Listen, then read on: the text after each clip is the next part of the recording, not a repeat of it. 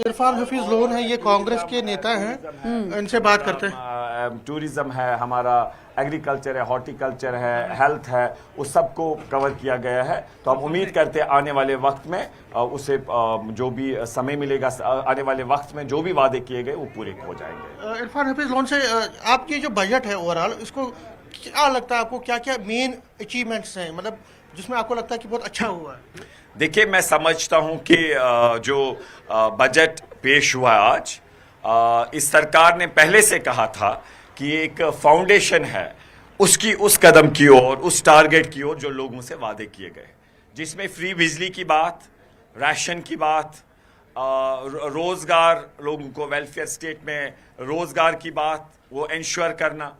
तो हम समझते हैं कि पेंशन इंक्रीज करना, तो ये एक फाउंडेशन है।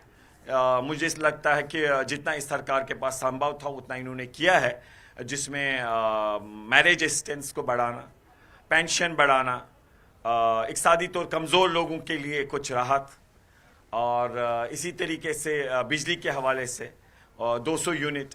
तो हम समझते हैं, और एक बड़ी बात जिसमें इन्होंने कहा कि जो वैकेंट पोस्ट है उन्हें फिलअप किया जाएगा एम्प्लॉयमेंट के हवाले से। हाँ, जहाँ तक हमारे कैजुअल लेबर्स है, हमारे डेली वेजर्स है, सीजनल है, आशा वर्कर्स है, एनवाईसी है, रहबर जिला जंगलात, रहबर खेल, एसडीएफ, हम समझते हैं होम गार्ड्स, कॉन्ट्रैक्चुअल बेसिस पे एक वेलफेयर स्टेट में सरकार की रिस्पॉन्सिबिलिटी बनती है कि उनके मसले हल किए जाए। मैं आई एम कॉन्फिडेंट कि ये सरकार उस पे स्टेप्स लेगी कि उनके मसले भी हल किए जाए। और जहां तक भाजपा वालों का बोल रहे थे, भाजपा वाले जो कह रहे हैं ना, इनको मैं एक ही बात सबसे बोली, इनसे पूछिए आप कि आपके पास क्या मॉरल राइट है पूछने का। पहले इनसे अगर आपने पूछा होता, इनकी बोलती बंद हो जाती कि आपके मोदी जी ने कहा था, आपके भाजपा वालों ने कहा था। मोदी जी मेरे भी प्रधानमंत्री है, लेकिन भाजपा के ये लोग जो यहां अनाप शनाप बोल रहे हैं इस वक्त कि ये मोदी जी की स्कीम से गिनवा रहे हैं, मैं उनसे पूछता हूं, आपने कहा था 15 लाख काला धन विदेशियों से आएगा और आपके हर नागरिक के अकाउंट में जाएगा। कहां है वो काला धन? बोलिए भाजपा वाले, और झूठ बोलने वाले, हिटलर की तरह पॉलिसी आपकी, झूठ बोलो, रिपीट करो, सच लगेगा। कहां है वो 2 करोड़ की नौकरियां हर साल देने वाली? आए क्या कर रहे हो? अमेरिका से हमें भगा के यहां बाहर किया जा रहा है। अपनी चुप्पी बनाए रखे हो आप, और शर्म नहीं आती अब लोगों को? क्या बना के रखा हमारे स्टेट का? स्टेट से यूटी, लद्दाख को अलग कर दिया, और उसके बाद यूटी में बजट अगर पेश कर रहे हैं, इसका स्वागत करिए। ये जो है, अगर जो मजबूरी है इस सरकार की, किस मुसीबत में यहां के जम्मू कश्मीर के अवाम है, वो तो इन लोगों की देन है। स्टेट से यूटी बनाए, स्टेट के अपने पावर्स होते हैं, अपने अधिकार होते हैं। तो इसलिए हम उम्मीद करते हैं कि 5 साल हमारे पास, इस सरकार के पास है, और मैं अवाम और नास को कहना चाहता हूं कि जो भी आपके जेन्युइन इश्यूज होंगे, चाहे नौकरी, डेली वेजर्स, कैजुअल लेबर्स, रहबर ज़राअत, रहबर खेल, हमारे बाकी जो है आंगनवाड़ी वर्कर्स, जो जितने भी लोग हैं, इंशाल्लाह हमारे क्या सीजनल्स, हम इंशाल्लाह उनके लिए मेहनत करेंगे कि उनको भी इंसाफ मिले।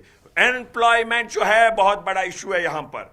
हमारा हॉर्टिकल्चर, एग्रीकल्चर प्रायोरिटी पे होना चाहिए, उसके लिए कदम उठाने हैं, और इंशाल्लाह हम उम्मीद करते हैं कि ये सरकार जो है, जो हेल्थ केयर है, एजुकेशन है, पानी है, और जो हॉर्टिकल्चर है, समीर, ये पूछिएगा कि अब इन पर ये कहीं ना कहीं सवाल उठता है कि जब आप चुनावी तशहीर में गए थे उस वक्त आपने कैटेगराइज नहीं किया था कि 200 यूनिट फ्री बिजली देंगे तो किसे देंगे। अब कैटेगराइज कर रहे हैं, जिस पर बीजेपी हमलावर है कि ये तो जुमला है, ये तो लोगों के साथ धोखा है।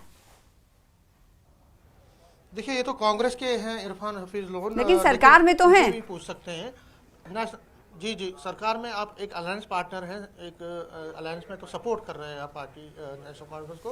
नेशनल कॉन्फ्रेंस पे ये इल्ज़ाम लगाया जा रहा है कि देखिए, आपने जब चुनावी मैनिफेस्टो बनाया था तो आपने कहा था कि हर एक को दिया जाएगा, जैसे फ्री राशन, फ्री पावर या बाकी चीजें, तो आज आप उसको कैटेगराइज कर रहे हैं, मतलब क्यों तब करना था? देखिए, आप मुझे एक चीज बताइए, सरकार का जो मैनिफेस्टो होता है, उस मैनिफेस्टो में टाइम दिया जाता है, उसे कहते हैं रीजनेबल टाइम, एक जायज वक्त। हम तो यहीं से कह रहे हैं कि फाउंडेशन है, नहीं सरकार करेगी तो हम बताएंगे आपको।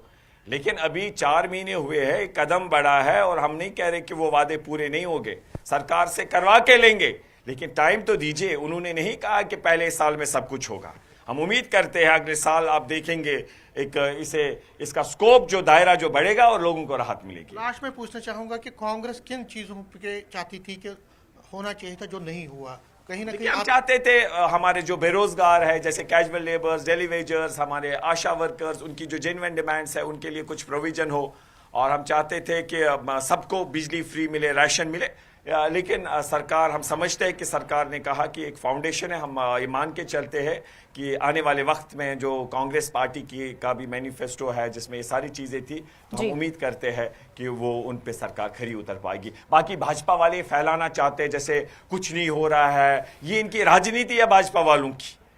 इनका दिया हुआ है सब कुछ, जिस मुसीबत में इन्होंने हमें डाला है। लेकिन वो फिर कहते हो लास्ट में ब्रीफ में वो तो कहते हैं कि मोदी जी का जो विजन है, मोदी जी की स्कीम है, जिन जिन इनका विजन इतना है जनाब, कोई पूछते ही नहीं, आप क्या करें मुसीबत।